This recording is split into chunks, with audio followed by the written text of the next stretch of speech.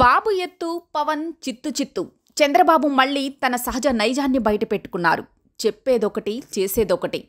బయటకు ఎన్ని చెప్పినా ఎన్ని నీతులు మాట్లాడినా చివరగా తనకు తన పార్టీకి లబ్ధి చేకూరేలా మాత్రమే పొత్తులు ఉండాలన్నది ఆయన కాన్సెప్ట్. ఇదే క్రమంలో ఇన్నాళ్లుగా జనసేనలో పొత్తు అంటూ పవన్ కాపుల బలాన్ని వాడుకునేందుకు ప్లాన్ వేసిన చంద్రబాబు జాబితా ప్రకటన రోజు తన నిజరూపాన్ని బయటపెట్టుకున్నారు.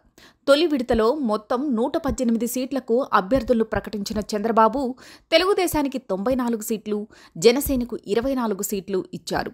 ఇక్కడే అసలు మతలబు ఉంది. తెలుగుదేశం వాటా కింద వచ్చిన 94 స్థానాలకు అభ్యర్థుల పేర్లను సైతం ప్రకటించారు. కానీ జనసేన వాటాలోని 24 సీట్లలో కేవలం 5 మాత్రమే పేర్లు ప్రకటించారు.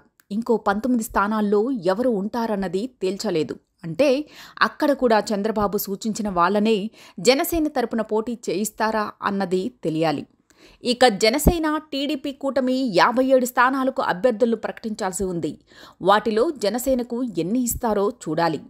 ఏది ఏమైనా పవన్ కళ్యాణ్కు కాపులకు చంద్రబాబు మరోసారి పోటు పొడిచినట్లే క్యాడర్ భావిస్తోంది. ఇదిలా ఉంటే టీడీపీ ప్రకటించిన పేర్లలో చంద్రబాబు, అచ్చెన్నాయుడు, లోకేష్, బాలకృష్ణ వంటి ప్రముఖుల పేర్లు ఉన్నాయి. కానీ జనసేన తరపున 5 పేర్లు చెప్పినా అందులో పవన్ పేరు లేదు. అంటే ఆయన ఎక్కడ పోటీ చేస్తారన్నది చెప్పలేదు, చెప్పుకోలేదు.